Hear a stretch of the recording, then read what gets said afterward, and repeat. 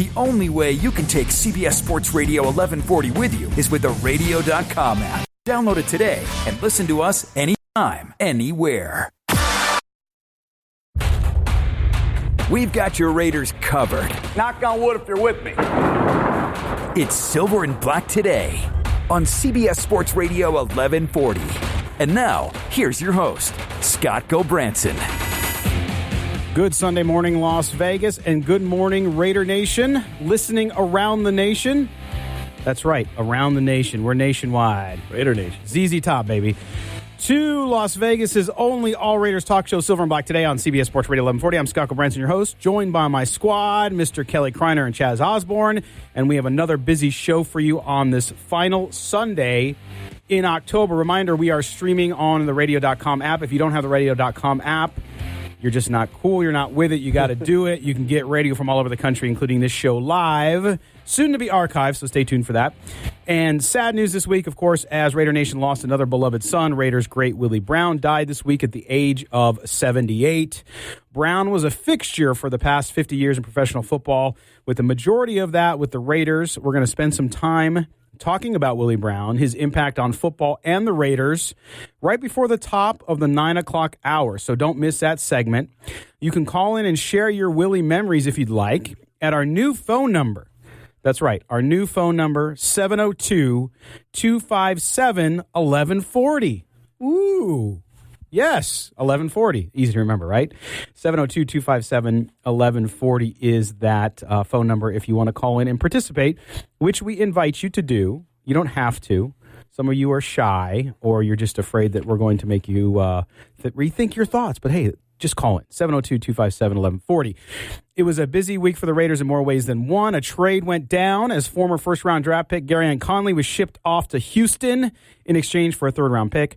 As the roster tinkering continues, we'll talk about that. We'll also recap the loss at Green Bay one last time. Then we'll turn the page looking at this week's matchup as the Raiders finally see the light at the end of the tunnel on what seemed like a never-ending road trip. They haven't played in Oakland since September 15th. The long nightmare is almost over, Raider Nation. They're coming home. Today's guests include Mike Meltser, longtime sports talk host in Houston. We will break down with us the good, the bad, the ugly from today's opponent, the Houston Texans. So we'll get his expert analysis ahead of today's game. Allegiant Stadium, the new home for the Raiders come July 2020. Yes, it's still on track, folks. Is steaming along as the intricate cable system roof was raised this week. So big progress.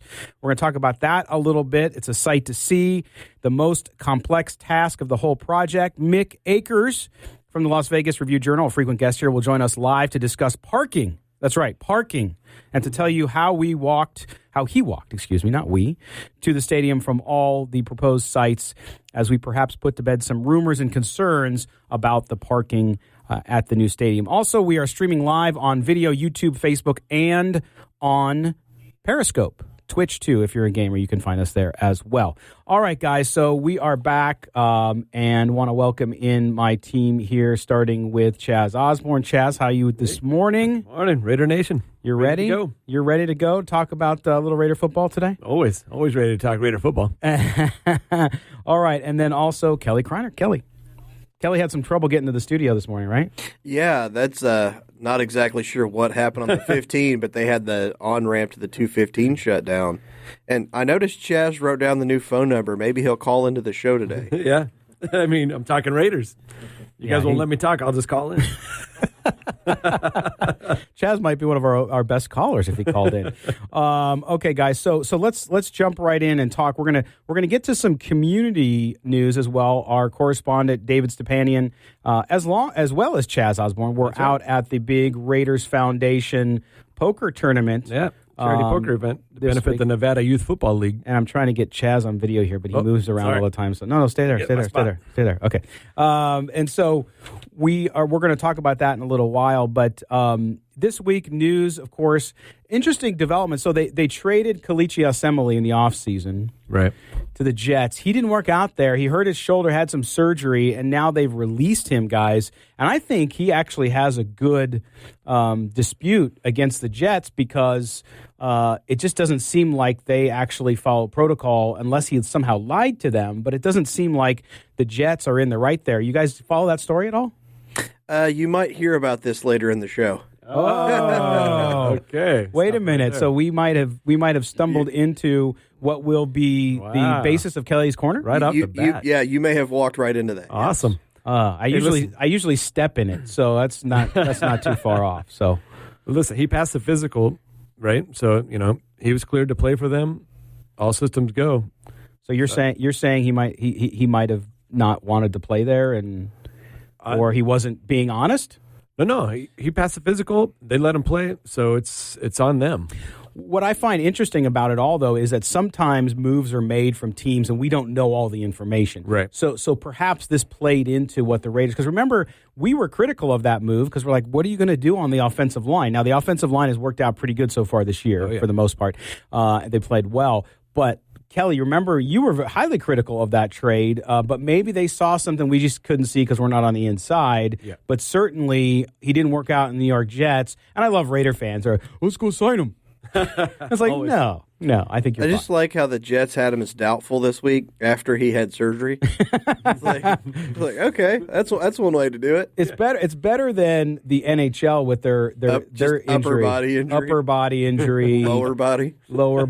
It's like, but the NHL knows nobody's betting on it. That's true. That's what I was trying to explain to somebody. They were like, well, they do a better job protecting player privacy. I'm like, no, it's all gambling. I mean, if you think that the NHL doesn't report that versus the NFL has to be that open because there's so much money. Even before the NFL said and has now been okay with taking gaming money, that's what it's been always about.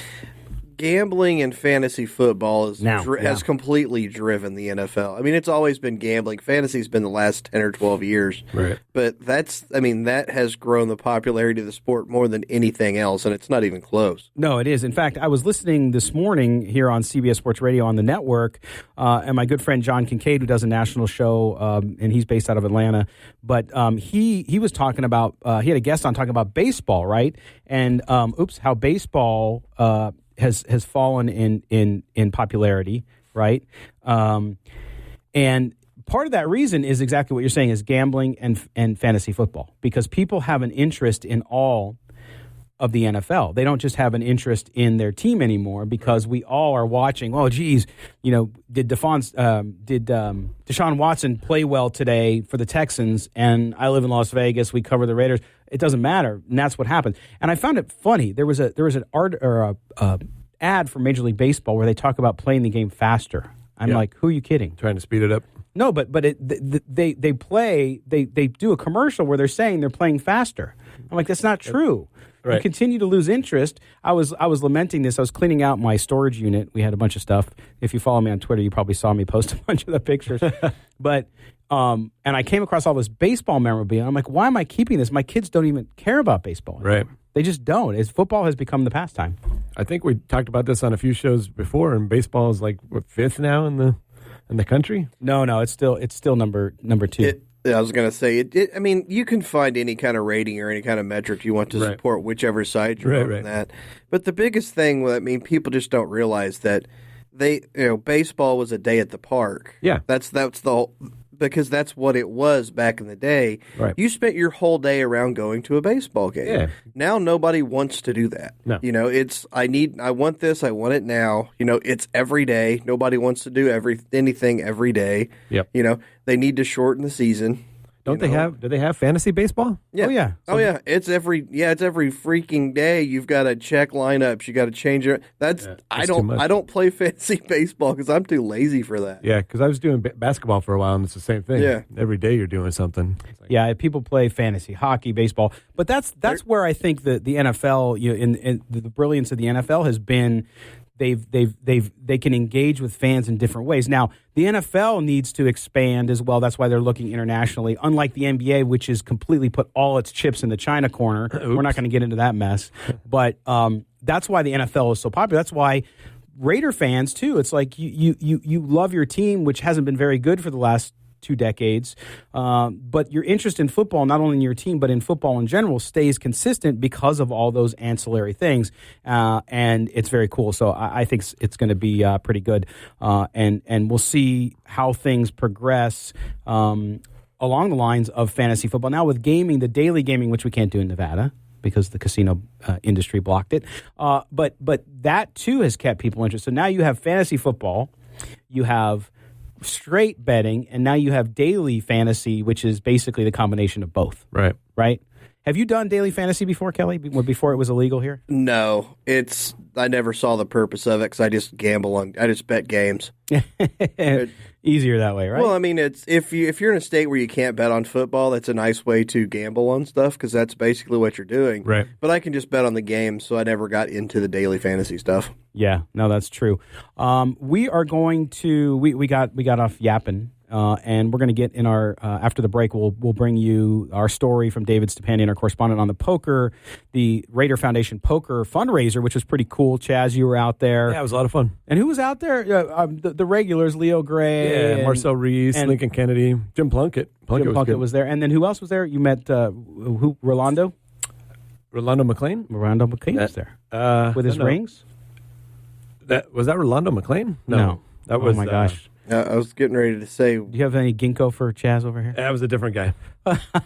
Rolando Williams. Rolando Williams with all his rings, right? Yeah. But not sure where he got all those rings. Yeah, hold the picture up for the people watching on camera. Because, we were trying to figure out one of them's a Raiders ring. Hold it right up. One of them's a Raiders ring. One of them's right up here. But it's interesting because this poker event, Lincoln Kennedy won it. Which Kelly's now kicking himself. There, Chaz is showing his rings. There it is. There's the picture. If you're watching on YouTube, Facebook, or Twitter, you'll see the rings. Yeah, so the Raider one is on his middle finger there. So I know he won a ring with the St. Louis Rams. Yeah.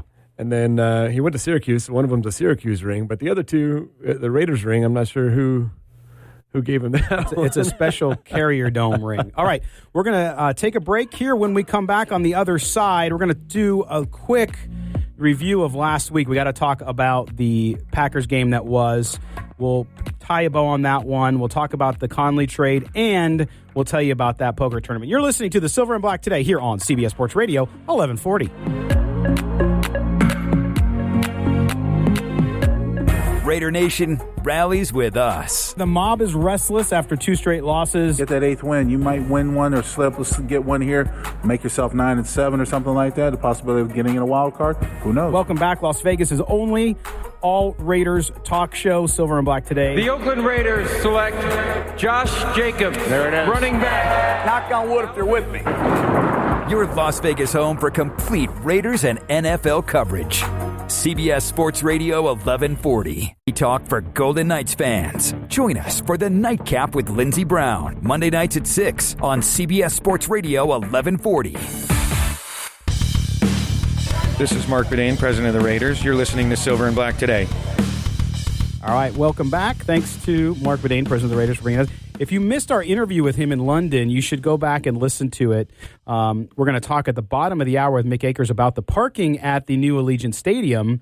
And in that interview with Mark from Tottenham Stadium in the UK, he talked about tailgating and all that. So you can find that on archive. Check it out on silverandblacktoday.com or SoundCloud, iTunes, Google Play, Spotify, blah, blah, blah, blah, blah. So anywhere you get your stuff, audio stuff, you can find that interview, and it's a good one, so I recommend it. Okay, so, guys, we are going to go now and talk about the Packers game, and just want to tie a bow on that one because we haven't had a chance to talk about it because our show's on Sunday. It was last week, which is going to change because this week, starting on Tuesday, we have a new show. That's right. No more waiting till Sunday to talk about last week's game. Yeah. We are going to be able to talk to you about that on our new show. If you haven't heard, Tuesdays, 6 to 7 p.m., Silver and Black tonight. Yes. I'm pumped, man. So we're going to be talking, that's right, the commitment to covering the future Las Vegas Raiders here at CBS Sports Radio 1140 continues to grow. as we will join you Tuesday night, 6 to 7. We'll talk about that week's game, and it'll be Chaz and I. Unfortunately, Kelly's too expensive to afford him twice a week.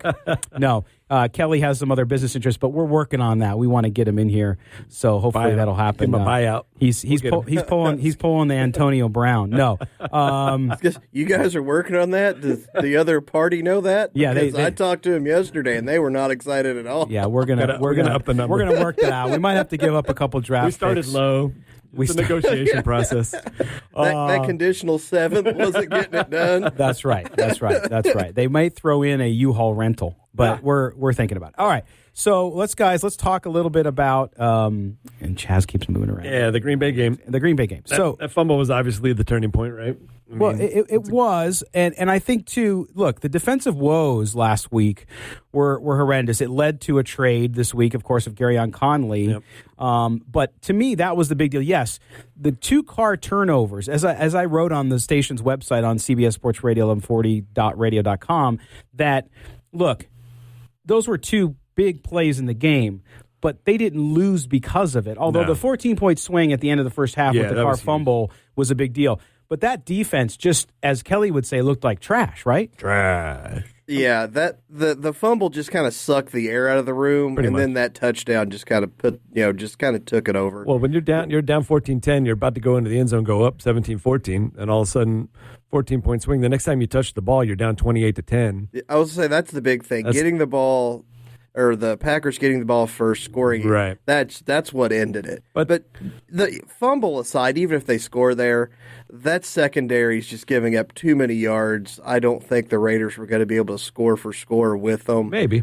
So, I mean, it's one of those things. Like I said, it took the air out of the room, but it wasn't the nail in the coffin. No, it was the glaring difference. When you look at the game, that was the one thing that stood out. But obviously, the defense just didn't hold up their end of the bargain. And we heard guys like Max Crosby after the game talking about they didn't do enough up front, and he was positive about going forward. They all had these great things to say going forward. Next, we're going to give it more next week. We knew that we came in a little bit flat, so hopefully going forward, it's just something that they're going to learn from and move on. Yeah, although positive intent is great, but it's a results league. I know. So you got to do that. But I think the fumble clearly, and again, Derek Carr is always a good guy from the perspective of he will take responsibility. Sometimes he takes too much responsibility. Yeah. But he did. He said, look, yeah, it was terrible. Now, he's made that same mistake twice. It can't happen. When you're playing a quarterback the caliber of Aaron Rodgers, you cannot afford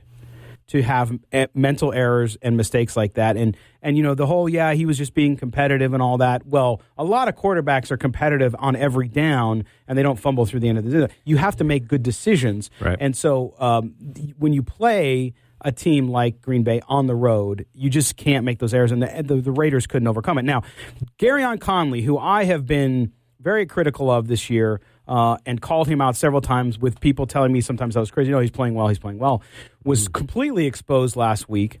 And the week before that. And don't forget the week before that. That's and true. The week before that. In one of the, I think, someone pointed it out, I think it was on NFL Network, that you talk about telling a guy that you just don't believe in him anymore. You're going to trade him to, you're not only going to trade him, but you're going to trade him to the team that he's going to play. You're going to play in 6 days. It's going to work to our advantage. That's what they think of Garyon Conley. Now, Garyon Conley, we don't need to sit here and exhaustively talk about why he was traded, because I think anybody who watches the Raiders regularly know he just didn't come up to snuff. He didn't have the desire. He didn't look like he wanted to be there a lot of the time. And then, of course, just didn't play well enough and didn't play the kind of football that John Gruden and Mike Mayock want him to. Who's going to replace him? Well, Trayvon Mullen, the rookie, is going to replace him. And they talked to Mullen. I want to play you some sound here about the opportunity that he now has. For me, I'm going to make the plays that come to me. Might not be a drastic play, and it might not be a knock your head off. But when the play come to me, I'm going to make it. If the run come to me, I'm going to make the tackle. You can depend on me.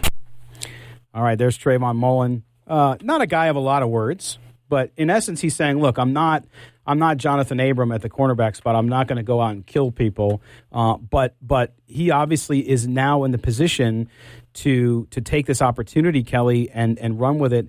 Tell us why or why not you think he'll be up to the task. Well, the reason he's a big question mark is if you go back and watch him in college, he rarely got thrown at. Mm-hmm. He was looked at, as a shutdown corner type of guy when you look at his numbers, but when you watch the games, it's just there were other places to go against Clemson. You would go middle of the field, you would kind of go to the other side. So we're not exactly sure how good he is because he hasn't been tested. Right. Well, Kelly, was that because they respected him so much they didn't throw at him? Well, it was a little of that, but also if you're a lot weaker on the other side, you're just going to pound the other side. Sure. Right. Plus, the ACC's been bad at football for about 5 years. This year being probably the worst ACC division I've ever seen in my years of watching college football. So just the level of competition hasn't been the greatest they've been facing on a daily basis or a weekly basis. Clemson's basically the New England Patriots of the AFC East. Is that what you're saying? I mean, it's even worse than that. I mean, it's like an XFL team with the ACC at this point. But you mentioned the college. This is like the Clemson Bowl today, isn't it? Deshaun Watson. Yes, a lot of Clemson guys. Reeder, Renfro. Yes, Renfro. There's a story Hopkins. about Renfro and Washington. Watson, Washington. To go back to the Conley thing you mentioned earlier, after they made the trade, I made a text to a friend of mine who works in the league, and I asked him about, what does that say about trading a guy to somebody here playing next week? And his answer is just, that stuff's overrated. He goes, it says they were shocked they got a third-round pick, so they sent him out as quick as they could. Yeah. He goes, teams don't really care about in the division, in the rivalry stuff. If you get a deal that you think you cannot beat, you're going to take it. Right. Yeah. No, that's a great point. All right, we're going to now switch gears before we take a break. I want to play you this. The Raiders, again, their commitment to the Las Vegas community started 2 years before they moved here. And this week they had, for youth football, they held a charity poker tournament. Our own David Stepanian was here, and here's the story.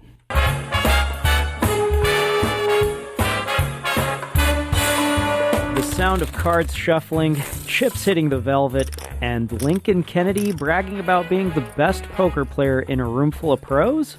That last statement might sound out of place, but at the NYFL and Raiders Charity Poker Tournament, it isn't much of a stretch. The Nevada Youth Football League teamed up with the Silver and Black to put all hands on deck for a night of high stakes and high-class fun for all who are involved at the Sterling Club on Paradise Road. It was an event NYFL President Steve Grammis was certainly excited for.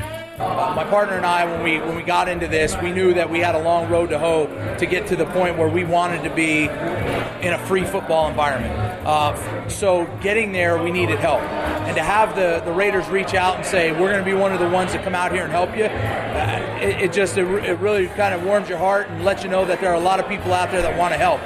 This event itself in particular, super cool. Like I said, you got some really, really big names coming out here to play poker. We're going to see who can win this whole thing, win a seat at the World Series of Poker, and it's going to be fun for us.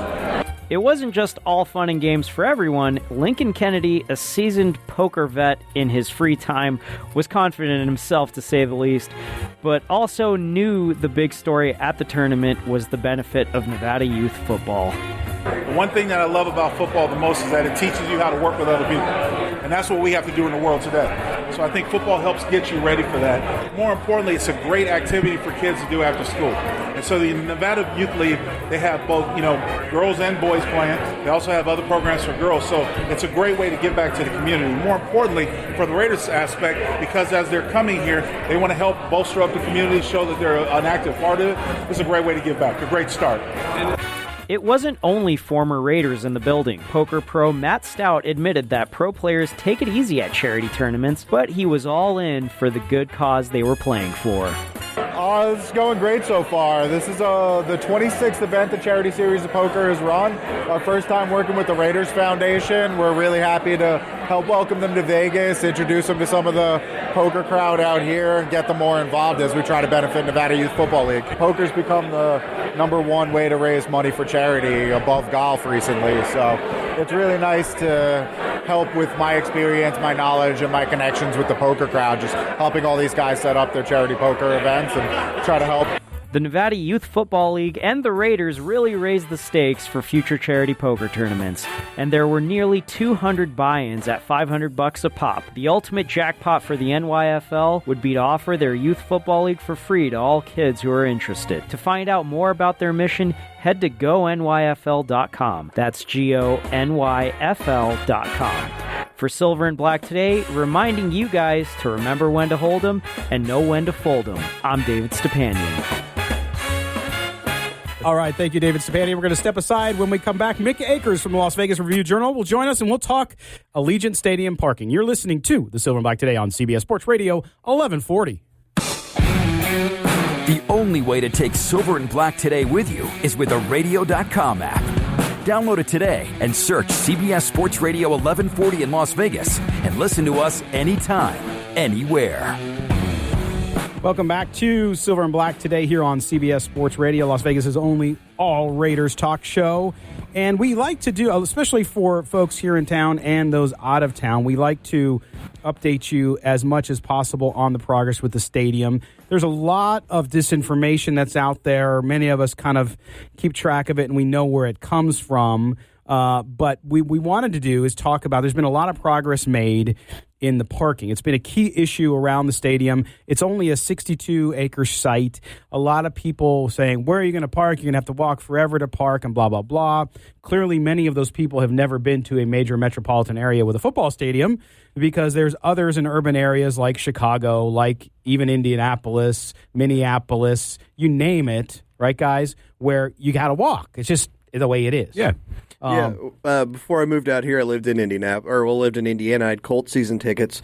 We walked maybe a half mile, a little shorter every time, and you don't think about it because that's just what you do. Yeah, right. No big deal. No, and it's yes, and people, it's not 108 there. Well, it's 95 with 90% humidity, which can be just as bad. So we wanted to bring in someone that we love, who talks about these issues, writes about them all for the Las Vegas Review-Journal, and that, of course, is Mick Akers. And Mick did a story about walking to Allegiant Stadium, and he broke it down by a lot, so we wanted to bring him on to talk about it today. Mick, how you doing today, buddy? Hey, good. How you guys doing? Doing really well. Okay, so let's break this down. What you did, and I don't know if you have like a Fitbit or an Apple Watch, how many steps you did, but you kind of looked at each of these locations that you could walk from, but also those locations that you can shuttle from. Now, one of the things I want to start off with you, Mick, is the point that I made when we came back from the break, and that is, if you look at major metropolitan areas like Minneapolis, Indianapolis, Chicago, they require you to go a distance anywhere from a quarter mile to a mile and a half to park and then get to the stadium. How different is Allegiant Stadium than most of those stadiums in the NFL? I don't think it's much different. Obviously, on-site parking, pretty scarce. So a lot of the parking plans, off-site parking.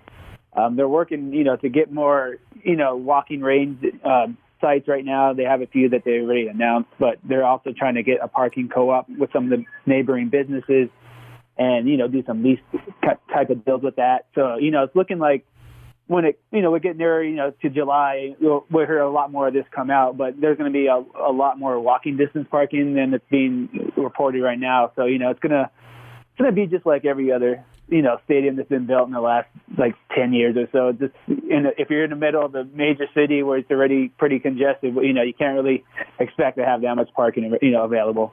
No, and I think for fans out of California, especially Raider fans from either Los Angeles or Oakland, I grew up in San Diego going to Qualcomm/San Diego Stadium, where there was huge amounts of parking, but people forget those sites were built in the 60s. Right. Okay, in urban areas now, including Las Vegas, real estate is at a prime, so you can't go out and get 200-acre sites feasibly and build them unless you want to be way out on the outskirts of town, and that wasn't the plan here.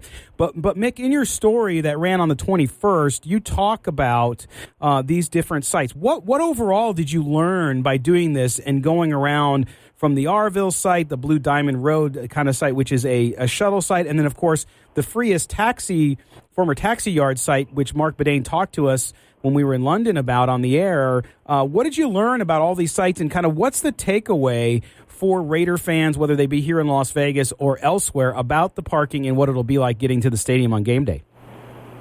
The biggest takeaway is it's not going to be a big deal if you shuttle or you walk. So, I think once you get some of these first games and events at the stadium going, people are going to, take this and, go through the process, and they're going to realize, hey, it's not a big deal that, everyone's kind of worried about. The walking one, did all those 3 sites, didn't, take much, up to like 10, 15 minutes the most for the furthest one that's been announced so far. It was a pretty windy day, so, it wasn't the best weather day, and, it didn't really bother me much. So I would imagine people hyped up going up to a game, they're not going to be worried about it being windy or hot or cold, whatever. They're going to be ready to get to the game and have a good time. So, yeah, the biggest takeaway is, it's not a big deal. So, again, Mick Akers from the Las Vegas Review-Journal joins us about stadium parking at Allegiant Stadium. Mick, you talk about 15 minutes. So, those sites are anywhere from a half mile to a mile, right? And if you did this story a few days before the 21st when it ran, I would assume it was in the 80s or 90s, correct? Yeah, it was about 80. So, it's 80-something degrees. So, it's kind of hot for most other people outside of Las Vegas. So, I didn't even work up a sweat or anything. It was just a nice day, nice little stroll. You won't have to, deal with those, 100-degree temperatures with much of the games here in Vegas. Just the early, August, September games, where sometimes we still, reach 100 degrees. But, once you get past, those first few weeks, it's pretty much like, pleasant weather walking around. So I wouldn't imagine anyone's going to be complaining, especially from the cold weather cities. Hey, Mick, it's Kelly Kreiner here. When they first mentioned the stadium site and there was kind of the lack of parking that everybody was worried about, the one thing, I guess I got more of a comment than a question, the one thing a lot of people don't realize about your on-site stadium parking, it's way too expensive for most fans to use it anyway. Mm-hmm. So the bulk of your fans are going to be using these sites, like the off sites, or like the Las Vegas Strip hotels, because if you're driving in from L.A. or you're driving in from somewhere, you're staying at a hotel for the most part. Yep. So I think people need to realize that's going to be the bulk of these parkings. So the issue for the actual on-site parking at the stadium it isn't that big of an issue because that many people weren't using them in the first place.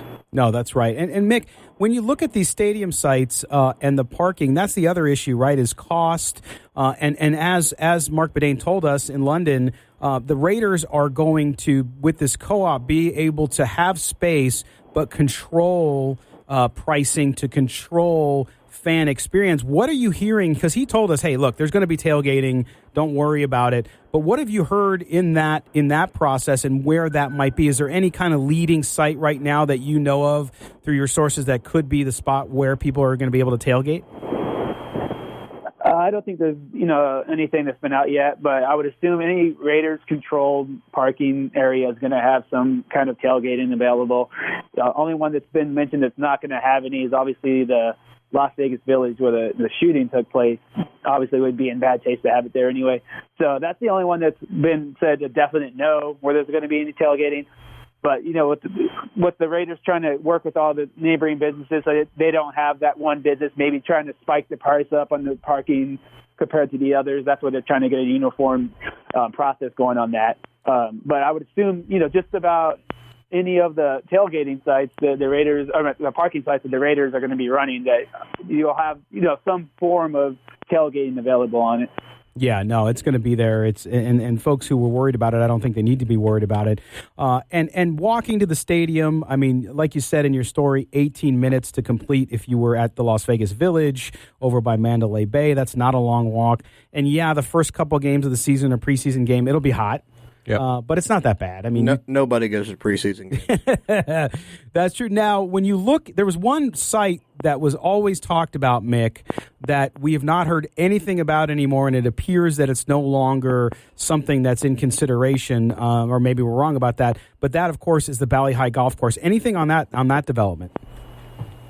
No, I think that one just has too much legal issues involved with it. So at first, it looked pretty attractive with the size and maybe building the bridge over and all that. But, once they, went in and actually were trying to get that thing done, it's just a lot of legal issues tied up in that. So I just think that's just going to take it out of the mix here. Bedane hasn't even talked about that site anytime I brought it up, anything about parking or anything developing. He hasn't even talked about that site for a while now. Well, Mick, I appreciate the work you've done, and thank you for clearing that up and letting people know. Make sure you go read Mick's story over on the Review-Journal and follow him at Mick, M-I-C-K, Akers, A-K-E-R-S. Mick, thanks again, man. We appreciate it. Hey, thanks, guys. Always appreciate coming on. Thanks, Mick. All right. I love when we're able to clear up some of the inconsistencies and rumors out there, and that's what we did with Mick. If you don't follow him on Twitter, do. He's always posting pictures of the stadium, updating it, and then, of course, covering a lot of the infrastructure issues like parking. And so if you have any more questions, you can always shoot him a message on Twitter. He's very good about responding. All right, we're going to step aside.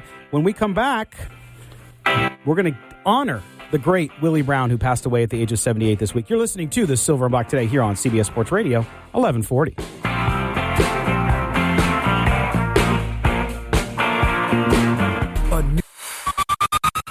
This is Silver and Black Today, live on CBS Sports Radio 1140. I have always believed that if you can dream it, you can do it. These men, along with my lovely wife, Liz, and family, receive any recognition that I may receive. They share in it. The thrill of being a world champion through a Super Bowl victory is something every NFL player dreams about. But being voted to the Pro Football Hall of Fame is one of the greatest experiences that you can ever receive in any career. I'd like to thank you for that honor. God bless you, and take care of you. All right, a little bit of the great, now late great, Willie Brown at his acceptance speech in 1984 at the Pro Football Hall of Fame. Of course, Raider Nation, just a tough year. Yep. When you're looking at legends that wore the silver and black. Of course, Cliff Branch earlier in the year, a multitude of others, and now Willie Brown, a great player, great man. And we want to talk a little bit about Willie Brown and what he was able to do, his impact not only on the Raiders, but his impact on the game. Of course, he joined the Raiders in 1967, Super Bowl 11, the iconic NFL film shot to me, which is one of the best football shots ever of him running back. Yep. That 75-yard interception return from Fran Tarkenton in the Super Bowl, in the close-up of the eye. Just an amazing... Old man Willie. Yes. Bill King calling that.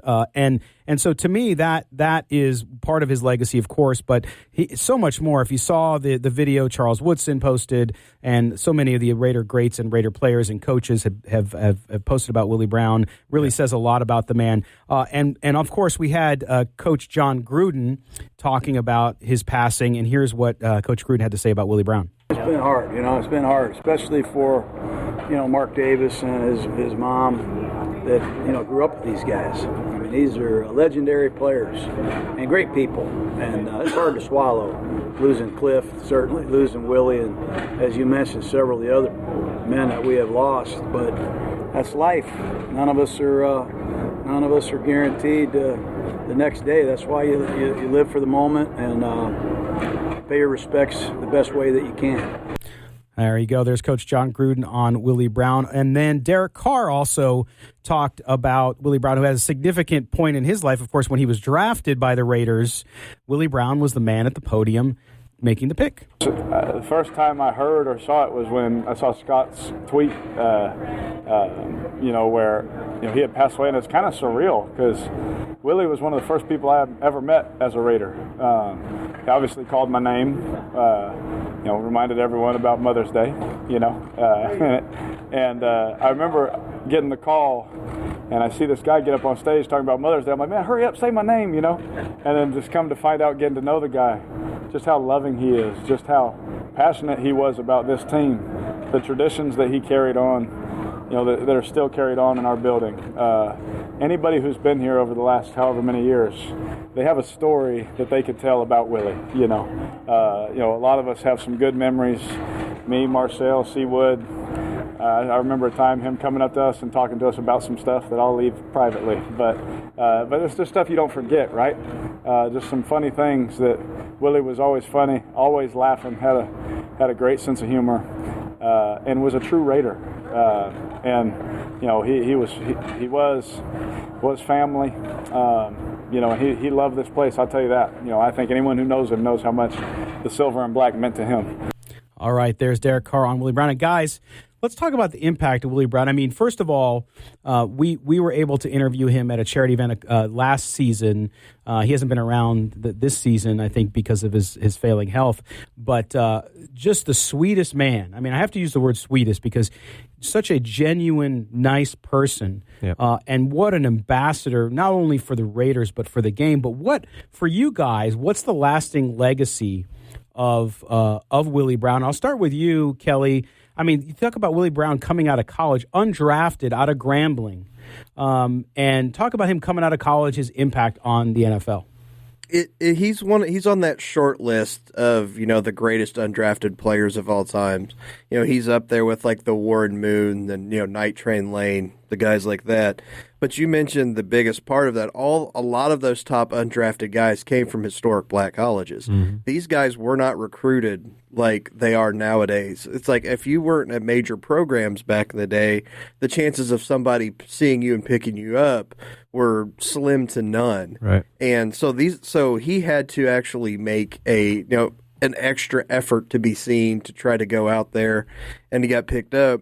And the other thing is he was one of those AFL kind of bridge stars that comes from the AFL, who's a star, probably one of the best players in the AFL, comes into the NFL and still continues to be a great player. Yeah, kind of reinventing the game, right, with the bump and run defense, with an emphasis on the bump. Oh, yeah. You talked about that iconic NFL Films video, that interception. That pick six was really just a culmination of a brilliant Hall of Fame career, from a player that brought it week in and week out for 15 years. And as an incredible player as he was on the field, he was that much more of a person off the field. And you're hearing that from all the outpouring of support, the friends and the former players. And around the league. I mean, everybody. And the guys I was talking to at the charity poker event the other night, everybody just had something nice, something great to say about Willie. He touched everybody. Yeah, and Willie Brown, of course, in the Pro Football Hall of Fame, retired in 1978, and just was a coach with the Raiders. And all this, the one thing I didn't know about Willie that I looked up was he, from 1990-91, was at Long Beach State in 1990 with George Allen as a coach, college coach, and then George Allen passed away. They were trying to revive that Long Beach State program. So Willie was the last head coach in the history of Long Beach State, 1991, before they disbanded the program. So amazing stuff. And again, it's tough to imagine. We had the draft last year without Willie making the picks and wishing everybody Happy Mother's Day. We were lucky he did a Happy Mother's Day announcement for us that we're going to use every year here as well. But it's tough, when you lose guys like this, and for younger Raider fans who never had a chance to see him play, and most of us here didn't.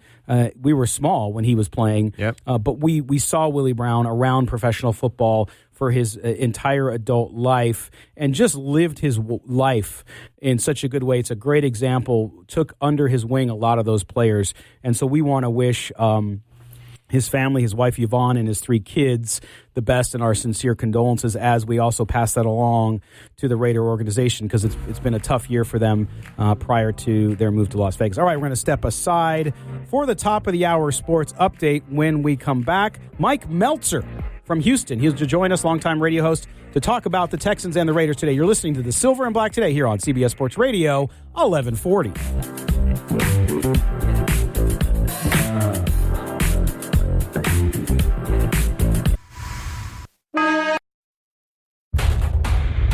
We've got your Raiders covered. Knock on wood if you're with me. It's Silver and Black Today on CBS Sports Radio 1140. And now, here's your host, Scott Gobranson. Welcome back to hour number 2 of the Silver and Black Today here on CBS Sports Radio 1140 in the beautiful city, my home. And that, of course, is Las Vegas, Nevada. We appreciate you being here as always. And again, thanks to all of you, we are expanding. That's right. We are going to be starting the Silver and Black tonight, this Tuesday, October 29th, 6 to 7 p.m. Do not miss it. That's where we'll be able to either celebrate. If you're a fan, you can celebrate, or you'll be able to bitch and moan about whomever or the team. if they don't win. So we'll talk about that as well. But what we want to do now is we want to go out on the attorney Michael Triano Newsmaker line and bring in our guest to help us preview today's game against the Houston Texans and one of my favorite young quarterbacks, in fact, my favorite young quarterback, Deshaun Watson, an excellent player. We're going to bring in Mike Meltser, longtime radio host down in Houston, and you can find his Mike Meltser podcast anywhere you get podcasts. Not only does he cover the Texans, but he covers law as well. It's very interesting. So we go out onto the phones now and bring in Mike. How you doing this morning? I'm doing well. Good morning. How are you guys? Hey, Mike. Doing well. Okay, let's just jump right in here on the Texans, Mike, just to give Raider fans a sense, how good is this team now? I know they have some holes, and we'll talk about that in a second, but where are they in the process of what they look at as building a championship quality team? I think they're in pretty decent shape. Of course, like any NFL team, depending on what happens on this specific Sunday, will leave people feeling pretty differently, let's say, at in about 8 hours than where we're talking right now. But I think they showed a lot of progress in the way they beat Atlanta and obviously the way they beat Kansas City on the road, which was, I thought, without question, Bill O'Brien's best win in his, 5.5 seasons in Houston. Their offense is better. Their offensive line is doing a better job of protecting Deshaun Watson.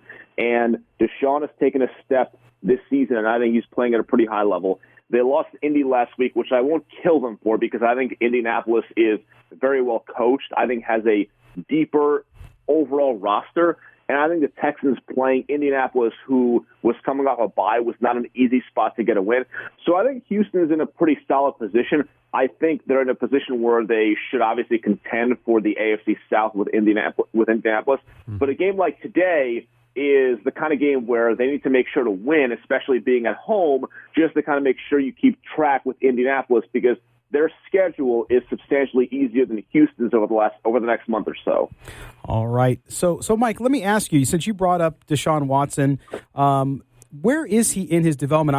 I know it's not on the field play because I've been watching that and that's been good.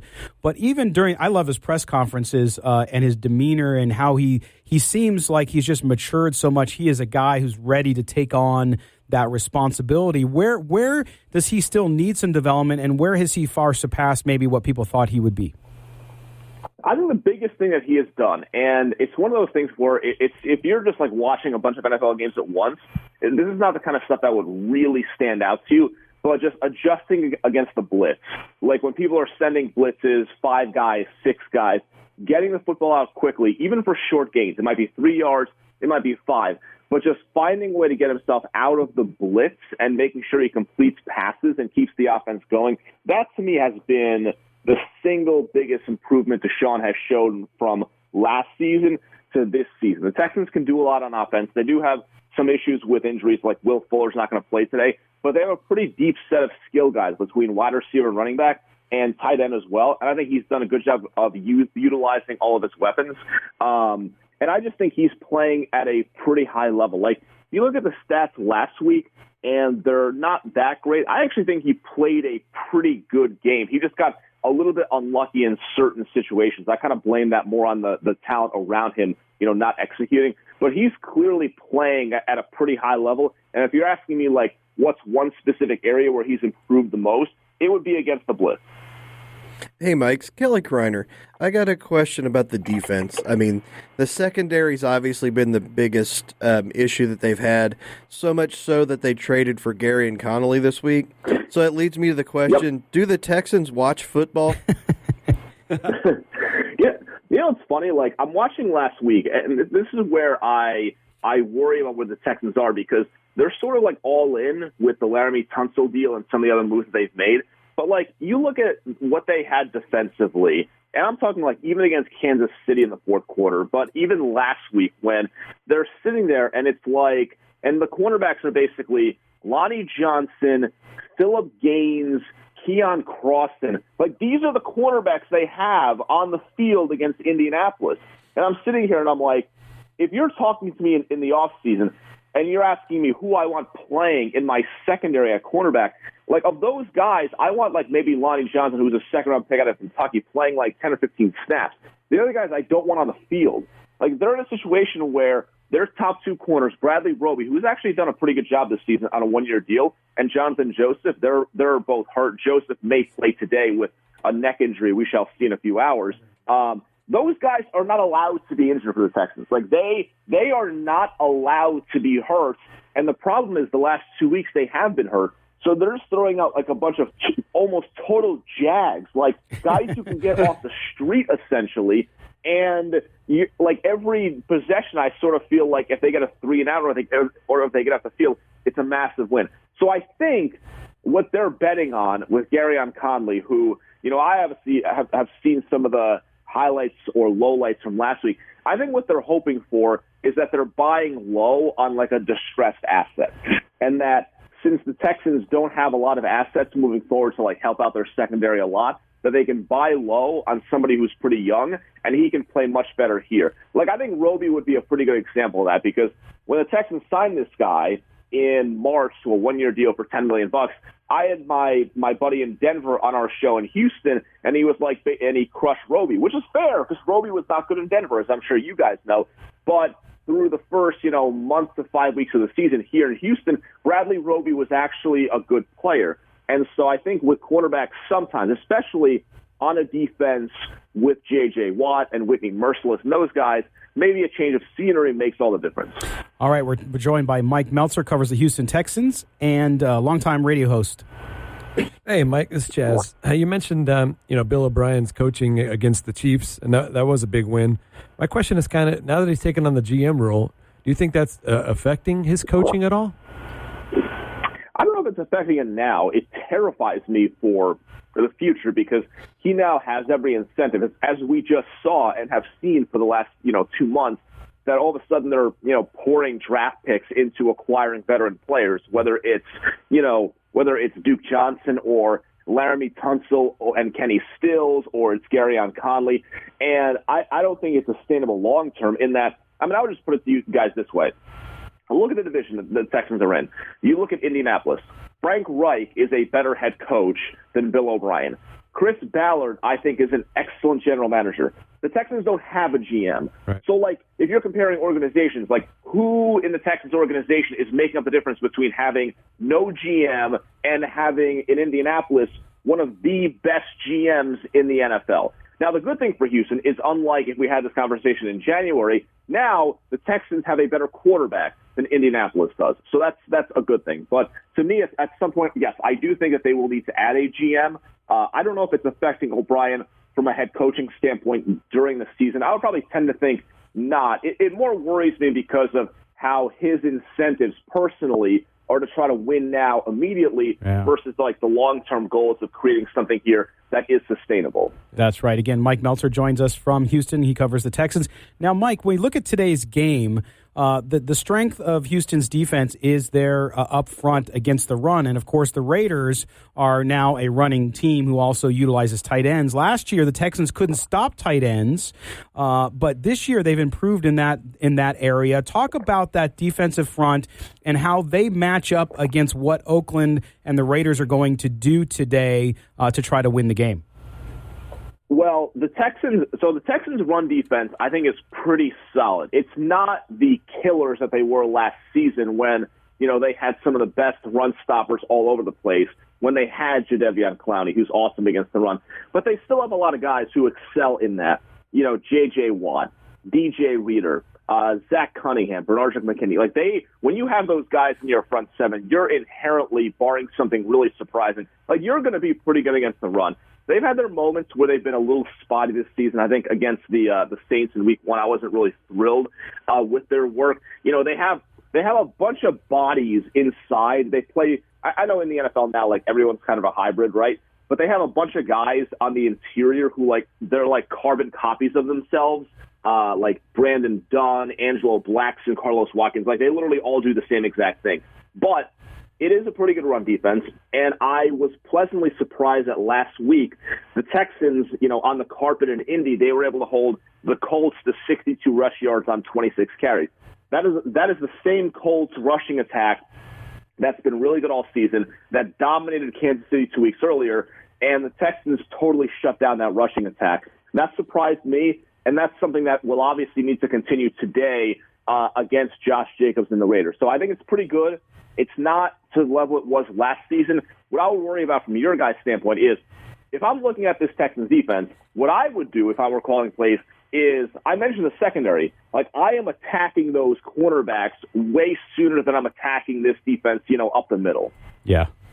Very interesting. Well, how do you see this game playing out? I mean, I think for the Texans, the Raiders and the Texans, very similar positions, right? Mm-hmm. From a record perspective, Raiders even up at 500 or 3-4, and then the Texans just above that. And they're both, at least early, and I know it doesn't account for much, both kind of on that fringe, looking at a wild card type position as you look at it now. For the Texans, how big of a game is this after that Indianapolis loss? I think it's big just because if you look at the schedule, the way I'm looking at it from a Houston standpoint, all right, you're 4-3, which is fine. It's not great to obviously have the big divisional loss to Indy, but if they can beat the Raiders and beat the Jaguars next week in London, all of a sudden, okay, you're sitting there at 6-3, and then you'll go into a stretch where you play Baltimore, Indy, and New England, who they never beat, and you've got a little bit of cushion, right? But all of a sudden, if you lose this game, then it's like, well, now you really have to beat the Jaguars, and you need to really try to win some of those big games, which is not going to be easy. And listen, I think the Texans could lose. There's no question about it. I mean, I think that's pretty clear based on some of their shaky home performances. They were not good against Jacksonville, and they were lucky to win that game. Carolina, they played a very poor game offensively, and they've been much better offensively since that point. But this team has not been some great home team, the Texans this season. And I think this is one of those games. I don't know if you guys agree or disagree. I look at the Raiders. I've been very impressed on the outside for the coaching job John Gruden has done. But it does feel to me like a team that needs to win by a specific formula. Like They need to run the football. The game needs to stay close. They don't want to really be playing from behind.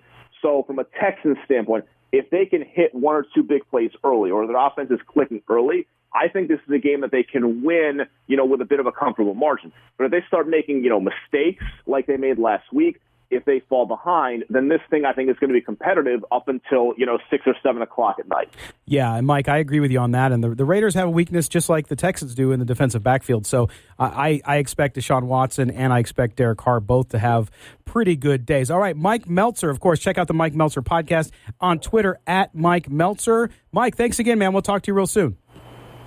Sounds good. Thank you, guys. Thanks, Mike. All right, so there you have it. We are going to step aside. When we come back, we'll break down the game today between the Raiders and the Texans from our perspective. You're listening to the Silver and Black today here on CBS Sports Radio 1140.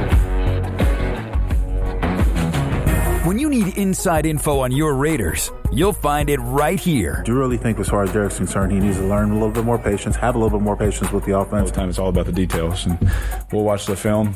There's a lot of meat on that bone out there. Las Vegas is only all Raiders talk show, Silver and Black today. Just in, the NFL announcing it has suspended Raiders linebacker Vontaze Burfict for the rest of the season. Your Las Vegas home for complete Raiders and NFL coverage. CBS Sports Radio 1140. The Playmakers are coming. Stay tuned to CBS Sports Radio 1140. How you doing? This is Charlie Garner, and you're listening to Silver and Black today. Stay tuned. Oh, yeah. Charlie Garner. I haven't heard that one in a while. That's nice. I always like this because we record so many of these when we meet up with Raider players, and then our producer, Mark Bonilla, will insert them at different times, so you just never know what's coming up. It's kind of, for us, exciting. Anyway, also want to give a shout-out to our engineer, Trent Ogle, who always keeps us on time and on the air. He's a stud. And he's here doing it. He's running like 4 radio stations at the same time. It's freaking amazing. He's Superman. Also want to give a shout out to our sponsor, attorney Michael Troiano. If you have criminal defense needs from a simple DUI to something more serious, call him at 702-843-5500. That's 702-843-5500. All right, now we are about to unfurl on the world. Not Cleveland furl, but unfurl. A new feature here on the show, and that is we wanted Chaz. He's the International Man of Leisure, so we wanted to give him some more work. Right, Kelly? Sure. Yeah, okay. So we are, Chaz will each week, he's going to set the table for us on the 3 keys to that week's game. And since we've already reached the bye, we don't have to worry about the bye. He's going through all the way to week 17. So Chaz is going to walk us through that. So here are Chaz and his 3 keys to the game. Keys. Well, I think both teams' game plan is determined by injuries, right? Kelly, I don't know if we got any new updates. I haven't got any specifics yet. Like we were saying earlier, I'm expecting Jacobs to play. Right. I mean, the fact that Gruden just threw out that they just shot him up last week, they're going to do it again. Brown with the calf is the big question. Yeah, Trent Brown is what I was worried about. And having the complete offensive line intact would certainly be a great, just Carr said last week how great it was to have Gabe Jackson back, like they have that psychic connection where they look at each other and they know what they're going to run. Like they've been playing together for so long, they don't even need to. Okay, let's get to the 3 keys. So the theme of the season so far has been the inability to finish drives with points. As I wrote in my article this week on silverandblack.com, the Raiders are 8th in the league in offensive efficiency, but they rank 22nd in scoring. Ouch. That's a huge differential. So the Raiders will definitely have to put up points to keep pace with this Houston Texans team that's also top 10 in offensive efficiency. You guys agree? No, I do. I think, and Kelly, you could jump in on this too. I think to me, absolutely. And there's a couple things. I know you have another one coming up, but for me, you're right. They have to score points, and so many of the times that they have not has been in the red zone. Okay, and I mean, last week we talked, of course, and we're not going to go nuts on the 2 Carr turnovers, but if you look at that, coupled with the 4th and 1 with Josh Jacobs' inability to get into the end zone at that time, that's basically another turnover. And so when you're when you have the opportunity, especially on the road, you got to score. And so I agree with you, Chaz. I think that's a big deal. And Kelly, I mean, for this team. They should be they put up huge offensive numbers. They're just not putting it in the end zone. Yep. And that's what I find funny when you talk about like offensive efficiency. Part of that should be scoring. You can't be 20-something in scoring and being 8th in efficient. Because if you're not scoring, you're not being efficient. You're right. I mean, both of these teams need to score, and more than 51 points would be ideal. But both of these offenses are, I mean, especially with Kenny Stills in for Fuller, it's going to be a big play day. Right. Deshaun Watson's going to be looking for those big chunk plays, and Oakland's going to need to have some too on the other side, because there's going to be 3 or 4 times where they're going to be hitting those big plays with Hopkins and Stills. Yeah, it's going to be a fun one to watch. So the second key, you got to try to contain Watson. The Raiders defense will try to contain Watson. I say try because it's almost impossible. Like, Aaron Rodgers, he slips the pocket to buy a few more seconds, and inevitably a receiver is going to break free. I personally don't think Watson has the most accurate arm. So the more the Raiders defense can keep him contained, the better chance we'll have of minimizing his effectiveness. Well, and to me, this starts with pass rush, which is a huge, huge weakness for the Raiders. I mean, yes, you've seen flashes from Max Crosby when he's in there. He's a rotational guy right now. Furl's still a work in progress. He's been injured. Of course, Mo Hurst, P.J. Hall, all the Arden Key's been injured. So they've had trouble. And to me, you're going to have to play. You also are very, very thin at linebacker. And I think this is why this key, Chaz, is to me the top key, because you have to. He's going to get his. He's going to put up numbers. There's no question, especially with his defensive backfield too. So you're going to put up question, but you need to pressure him more than you did last week with Aaron Rodgers if you're going to have any chance in this game, Kelly. Yeah, Watson's not looking to run as much as he has the last couple of years. Right. Like, there were times where you could see, if the first read wasn't there, he's kind of getting out of the pocket. Mm-hmm. He's starting to stay in a little more. So, I mean, that's not going to be as big of an issue. You're not going to have to worry about that. But like you said with the linebackers, if he does get out of the pocket, he could run all day. Yeah, he's slippery. So my third key is Arden Key. No, I'm just kidding. The Raiders, they need to take care of the ball. They need to win the turnover battle. As we saw last week in Indianapolis, if you can make Deshaun Watson uncomfortable, he will make mistakes, and the Raiders ultimately have to capitalize on those mistakes. So, let's see Max Crosby punch a ball out. Let's see Cleveland Ferrell get his hand up in the passing lane and pop one up for an interception. Basically, you bring the energy and good things are going to happen. Well, and to me, that is true. The Raiders have not been very successful at creating turnovers this entire year, and I think that's played into. Now, look, coming off this road trip right now, where the record stands is good. Yeah. We talked early in the year; they could very well be 1-6 at this point. Well, I think we thought 2-4 was probably what it was going to be right now. After the Andrew Luck retirement, we kind of looked at that one as a win, even though they're a lot stronger than everybody thought they were going to be. But still, 3-3. Except for Kelly. Kelly told us 3-3 is ahead of the curve. Well, but so to me, though, in order to win the turnover battle today, you have to have an error-free Derek Carr. Yep. And what I mean by that is he doesn't have to have 500 yards passing. I'm not saying that. He just has to do and learn from mistakes like he did last week. So don't push the ball in the end zone with your one hand trying to run. I know you're being competitive. You're just trying to make a play. Just don't do it. Also, don't try too hard. As you heard Lincoln Kennedy in our spot during the break, Derek sometimes isn't patient, okay? Mm-hmm. He's got to be patient. If he can do that today, their chances of winning increase significantly. Yep. Yeah, the biggest thing, because in a game like this where you're expecting a lot of points to be thrown up there, possessions are a premium. Yep. So if you can take one away from them and not lose one on your own side, that's one less possession your defense is out there, one more chance to get points. Yep. So, it's vital for them to win the turnover battle today. I think both teams are pretty similar in the fact that they're both struggling to find consistency, and the injuries are stacking up, what we talked about. But for the Raiders, if they're looking at the playoffs, this game might have big playoff implications because, having a tiebreaker against this team and already beating Indianapolis, it's going to be one of those two, and maybe fighting for a wild card. So if we can win this game and have a tiebreaker against both of those teams, that bode well going forward. Well, and I think you're right, Chaz. Clearly, when you're playing interconference games and division games, of course, for your division race, but interconference games are important when you're talking about perhaps a wild card round. Although I will tell you, I think today's game is not a game that I would consider a must-win, because I think that the Raiders coming off this trip, even if they were to lose today, are still in good shape, because if you look at their schedule, mm-hmm. Detroit next week at home, and then down the line, they are playing teams with mostly losing records, right? Except for the Chiefs, right? So the Chiefs are the one outlier there. Mm-hmm. So for them, the schedule actually favors them significantly towards the tail end of the season. But as you're talking about tiebreakers and all that kind of stuff, you're absolutely right. So if they want to put themselves in a better position, and don't get me wrong, today's game, if they were to win, it would be a huge win for them to come off that road trip and to go into Houston against a good young team and beat them. I just would not put it into that realm of a must-win. I think so. I kind of do. I want to go forward. You just want to have that confidence. I heard a lot of the guys we heard in the press conferences after the loss last week in Green Bay.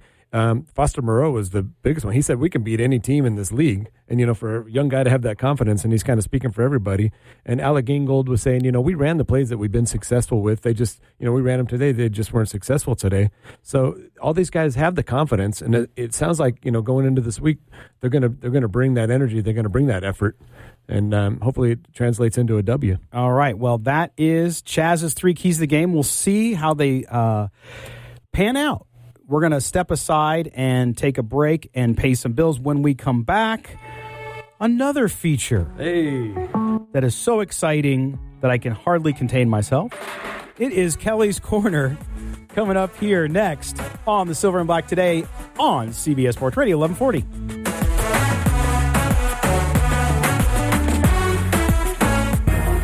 Want to take more of your favorite music, news, sports, and podcasts with you on the go? Download the free radio.com app today on your phone or connected device, or listen on your smart speaker anytime, anywhere. CBS Sports Radio. You found the most in-depth coverage of the Silver and Black. This is Silver and Black Today, live on CBS Sports Radio 1140. Here's your host, Scott Gobranson. Welcome back as the show rolls on as we head towards the Raiders' 1:25 Pacific time start against the Houston Texans.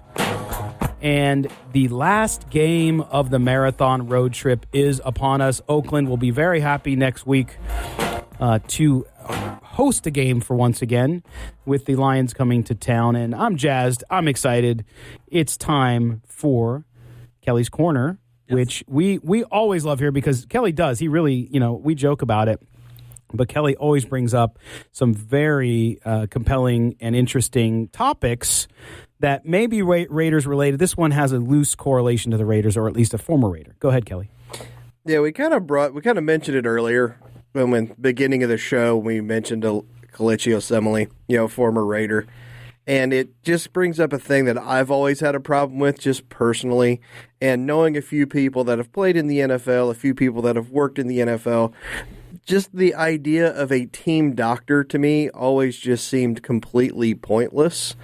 For the pure and simple reason, that team doctor works for the team. They are going to do what the team wants them to do, and in no point in time do they ever have the player's actual best interest in there, in my opinion. Right. Obviously, that's a broad statement. There's times where they're going to, they will try to keep players out. Players want to play. We all know that.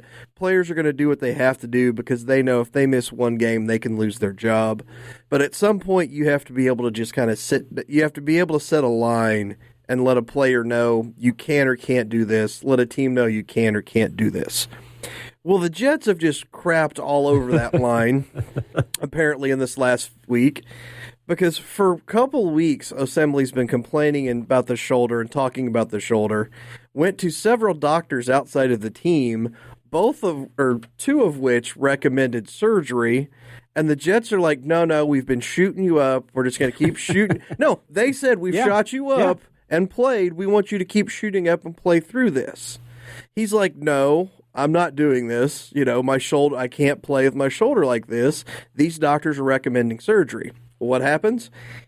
Team's not signing off on the surgery. He goes and has it done anyway. And the first thing the doctor says after the surgery is, when we got in there was way more damage than we thought. Just shows you right there that how much did the Jets know? Did the doctor know there was more damage than they were thought? Did the doctor not know? Because it's one thing. I mean, look at the Jets organization. They're pretty inept of an organization. Yep. If they had a bad medical staff, would it be surprising at all? Nope. If they had a good one and they just had the doctor say, hey, we need him to play, would that surprise you? No. And that's what I was going to say, Kelly, is I agree 100% on this. And he's going to have, I think, a successful grievance with the NFLPA against the Jets. Oh, yeah. There's no way he's losing this. No, and the fact that they're now released him basically is going to be interesting as well, because not only is his grievance going to be around getting his contract, his pay from the Jets, but then future earnings, because if he doesn't play again this year, for example, there's going to be even more there. So I agree with you on that, and I think that this has nothing to do with Kelechi Osemele's time with the Raiders. And I'm seeing folks in our social media channel talking about how he was a cancer in the locker room, blah, blah, blah, blah. That's not what you're talking about here. What you're talking about is the Jets, who are a train wreck of an organization. I mean, who they hired as their head coach would show you that. It's sort of like giving a tweaker a bunch of money and saying, go buy food. Well, no, it's not going to happen. It's not so much that. It's you watched a team in your division that he used to coach suck for years, and you're like, you know what would make us better? That coach that made that team that even we beat. That guy. Yeah. Yeah. Like, that team was terrible because of this coach. Let's go get him. Right. Right, because he's in demand, right? Well, that's the point. He was Peyton Manning's offensive coordinator. But stop giving people credit for what Peyton Manning does. Yeah, like he couldn't have done it without him. Chaz, no, but your time in the NBA, I mean, you were around players who got injured, and you were around team doctors and all of that. How much pressure is on a team doctor in a situation like when you were in the NBA on making sure a player is out there versus what's best for the player? Yeah, it's tough because you want to balance both sides, and you see, I saw the conflict because we did have a lot of those instances, and it was always better to get a second opinion. But we had, not only did we have doctors, we had trainers, we had specialists that knew how to keep these guys on, and so I feel like since we had a bigger, more broad spectrum of opinions, it wasn't as the NFL to me feels like they're just throwing guys out there, just slabs of beef. They don't really care. We had, I'd say half a dozen voices in that room, and they really took care of these guys, and probably because there's less players on an NBA team than there is on the NFL team, so you can cover it up a little bit more. But what you're saying, though, is that in your experience in 14 years in the NBA, there was a lot of voices. It wasn't just one team Correct. doctor, a couple team doctors. It was a team of medical professionals who would decide whether or not a guy was ready to go. And I felt like they had the player's interest more at heart than they did the team, and they would definitely keep the player out keep the play. We weren't shooting guy up at halftime trying to get him back out there. Of course, the player, like Kelly says, the players want to play. Guy twists his ankle. He wants to go get it taped up and get back in there. But if it's something more serious, I felt like more often than not, the doctors sided with the player, and they took as much caution as possible to make sure that everything was on the up and up. So, Kelly, since you brought this up, and it is a great point of discussion, how do you rectify it? What would you do differently? Would you take that NBA model like Chaz is talking, where you have some maybe independent guys, medical professionals, so there's not just the team driving the decision? For me, it's the second opinion. It's the independent. There's a reason that Dr. James Andrews has a medical compound that's better than most foreign countries' medical systems down in Alabama, because he is the one person everyone goes to. You need a scope. You need any kind of sports medicine type thing. He is he's the name everyone knows. Right. You need somebody like that. Not necessarily him, but you need that specialist, that second opinion. Because, like I said, the team doctors is paid by the team. Right. I don't care what anybody says. That's a conflict of interest. Any kind of independent doctor is just that's what they are.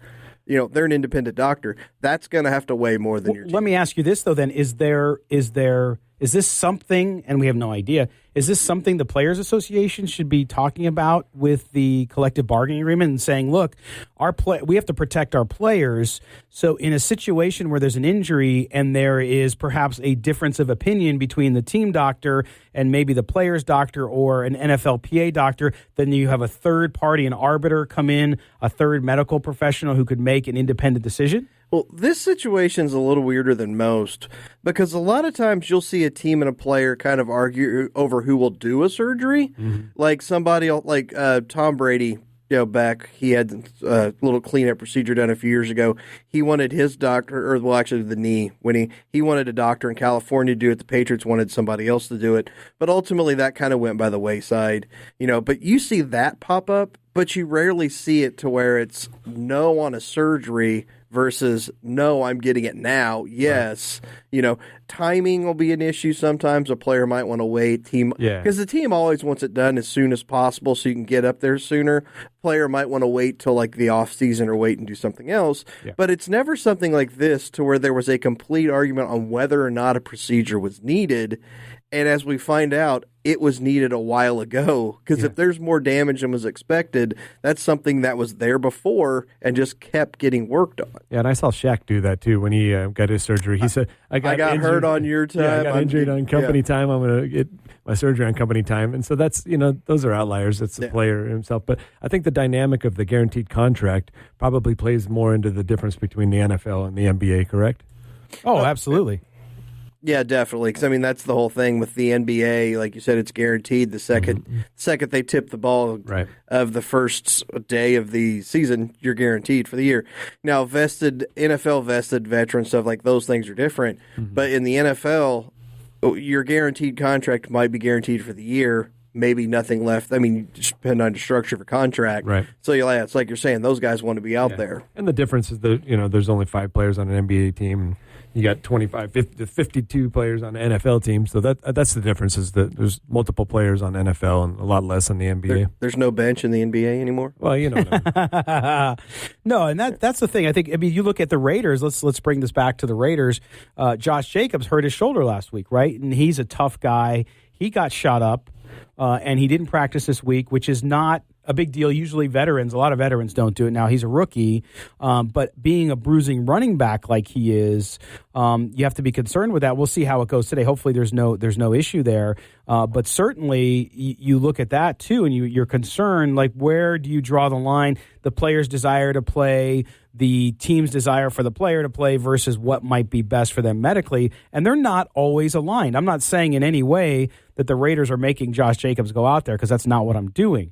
But you have to, these types of decisions really factor into what can happen to a player and his longevity, because if he hurts something early on, you just don't know. And we saw it with Abrams. Yes. He said he hurt his shoulder. I just started hitting people with the other shoulder. It was his comment. Yeah. That kid wants to play. Yep. You're not going to be able to keep him off the field, and it's going to shorten his career. You know, if he keeps playing the way he is, he's got a shoulder injury already. You know, he's not the kind of guy that's going to lighten up. He's going to be going out there, and if he isn't careful, he will have chronic injuries. So, you mean, he's a guy you're going to have to pull back. Yeah. And I'm not sure if you're going to be able to do it. He only knows one way to play. Well, no, and that's you know, when you draft a kid too, you get the player, and if that's his game and it shortens his career by 5 years, that's the way it goes. I mean, and you want somebody to be able to maybe change some technique to take off some of the pressure. We've seen running backs do it where instead of taking the big hit, they'll run out of bounds. Although Emmitt Smith seemed to do just fine despite the fact, but he towards the end as he got older. He even said, I would go out of bounds a little more and not take the bruising hits. Marvin Harrison was one of the best ones at ever doing that. You never saw him get blown up. Yeah. And then Reggie Wayne came in. The first thing he learned from Marvin was don't take the big hit, get down. Yep. 2 yards isn't worth it. Right. Tim Brown was great at that, too. All right. Wow. Good conversation. Thank you, Kelly. Always. I appreciate that. Kelly's Corner, always good times and good thoughts there from our deep thinker, Kelly Kreiner. All right. When we come back, we're going to talk about the Raiders game, give you our predictions. I don't know how happy you'll be about them, but we're going to give you our predictions, our NFL picks, and we'll preview Silver and Black tonight. Yes, our second show, 2 nights a week. We will be on Tuesday from 6 to 7 p.m. We'll preview that show and our guest next on Silver and Black Today here on CBS Sports Radio, 1140.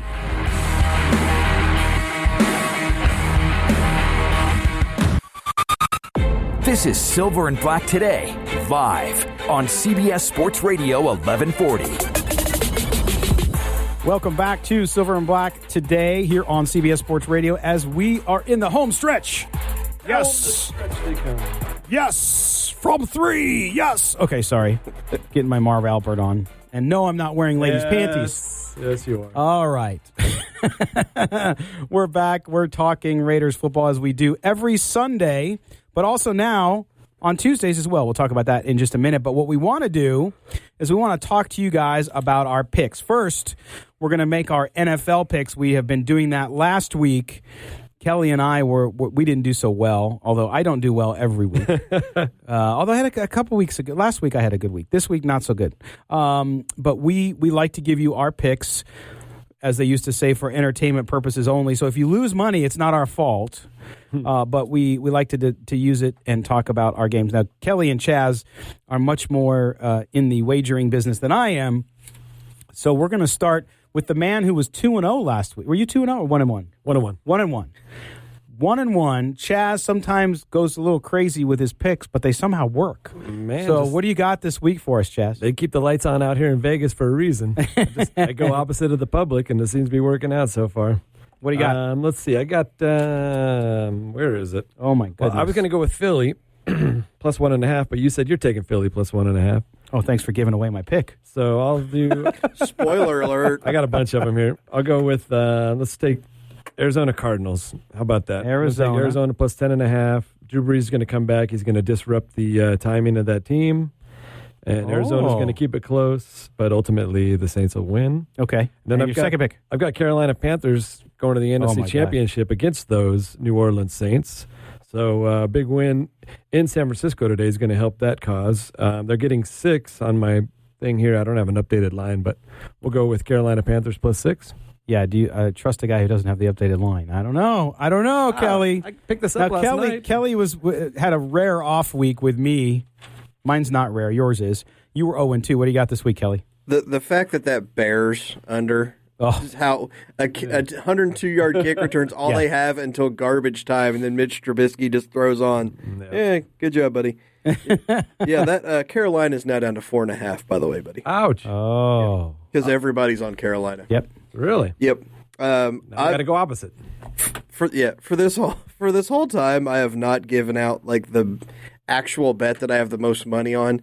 I'm breaking that streak after an 0-2. The Rams minus 6.5 first half. First half bet. first half in London against Cincinnati. If there's ever been a game for the Rams offense to get up and going, it is against the 0-7 Cincinnati Bengals. Especially after the Bengals head coach came out last week and said it's not hard to coach against against McVay. Yes. So, all right. So Bengals and the Rams first half. So if you're able to bet where you are legally, or if your bookie will take first half bets, then Kelly is on the Rams in the first half against the Bengals. Hard to argue with that one. All right, for me, I have Green Bay plus 5.5. Excuse me, yeah. And I have minus 5. Minus 5. Thank you. And Eagles as my underdog, as they are on the board, at 1.5. Yeah, it's a good play. So do you want my second pick? Sure. Actually, I just got excited. I might win a game this week. I don't blame you, because I don't even want to say this out loud. I'm taking the Dolphins plus 14 on Monday Night Football. Yes. Dun, dun, dun, the dun. Dolphins. That's a good play. Every year that the Monday night schedule usually looks good and winds up being bad because of injuries and stuff. Right. At no point ever did the Dolphins Steelers in the last 36 months look like a good idea. Right. What were they thinking having this game on Monday Night Football? I don't know, but Miami always seems to get up on Monday nights. It's one of those weird that 85. Mason Rudolph laying 14 points with. I mean, the Steelers defense is playing really well. Yep. Minkah Fitzpatrick revenge game. Yeah. Minkah Fitzpatrick. But I will take the 14 points. I take Fitzmagic in there. All right. Well, there you have our NFL picks. Now we're going to move on to our Raiders pick. Yes. Which, if you've been watching this all season, you know Chaz always takes the Raiders, so that's never a surprise. How? So we'll do that, but we want to show you those. So we have the picks from the four of us. So we have Chaz. Chaz is the lone positive thinking Raiders supporter today. I guess he's got the Raiders edging out a win down in Houston at 31-27. Yep. Mo Moten, our senior NFL columnist, he's got Texans 30-24. Mo. Kelly has the Texans 34-24. Kelly. And taking the advice of my good friend Chaz Osborne, I kind of went the opposite of everybody and said it's going to be a tie. No. I have the Texans 28-21 in a lower scoring affair than most think. That's still 49 points. That's still a lot of points. I just went, you guys were all in the 30s, and I just went down in the 20s there, both teams. So there you have it. Chaz has the Raiders winning. Let the anger and hate directed at us begin. How could you not pick the Raiders, people will say. But this is just objectively looking at the game. And Chaz, why do they win this game in your mind? Well, like I said, they're both really similar teams. They both got injuries. They both, secondaries are questionable, but good run defense. I think Josh Jacobs is going to be the X factor. Like you thought last week Derek Carr was going to get off against Green Bay. I think this is actually the week that he has a few nice deep shots, and they're going to, get an early lead, and they're going to hang on for a nice win. Kelly, why do the Texans win this one, as you predicted? The big play. I think that the Raiders secondary is just going to give up too many big plays. Kenny Stills is leading the league. I believe he was still leading the league in 20-yard catches. And I just think that they're going to get enough big plays and get out to a little bit of a lead. The Raiders aren't good at playing catch-up, and I think they come a little short in that. Ketchup and mustard. You got to get more sleep. And that's the thing for me, too. As I said, I think they're going to keep it in the 20s on each side, 28-21. And I think you're right. I think it is a big play. And as much as I believe that Carr and the offense will play better, I just think there's going to be some sort of turnover here, and it's just tough playing on the road. They're at the end. Sometimes when you get the end of a long journey, it's the most difficult piece. Yeah, that was the other part of mine too. It's like you're finally at you're finally at the end of this last game, right? And it's just that one kind of factored in for me as well. But after hearing all the guys after the game last week, just really, they still had that positive energy. They were still fired up for the next week. They were already looking forward to we got to get back on track next week. We're going to do all the right things, yada yada yada. So they kind of made up my mind for me. All rainbows and unicorns. Well, all right. Great job, guys. Listen, want to remind you guys, this week, starting on Tuesday, we come to you for a second time. That is Silver and Black Today. That is a show we are adding. The commitment to the Raiders here at CBS Sports Radio 1140 increases. So we're going to have a second show. That show, 6 to 7 p.m. on Tuesdays, we're going to use that show to really go in depth on that week's game. So today's game against the Texans, Chaz Osborne and I will be with you on Tuesday night. Talk to you about that. Mo Moten, our senior NFL columnist, will also be with us on this week's show to talk about that Raiders game and give you his 2 cents on how things went down. So we're going to be able to do that. It'll be an opportunity for you guys to also call in and share your comments as well. So make sure you do that. We'll stream it just like we do this one on video as well. So make sure you do that. Chaz and Kelly, as always, thank you so much, guys. Thank you. All right. For our engineer, Trent Ogle, and our executive producer, Mark Bonilla, this has been the Silver and Black Today here on CBS Sports Radio 1140. We thank you guys all for doing it. Make sure you check out silverandblacktoday.com. Subscribe to the archive of this show on your favorite channel. We will be with you next week. Take care, everybody.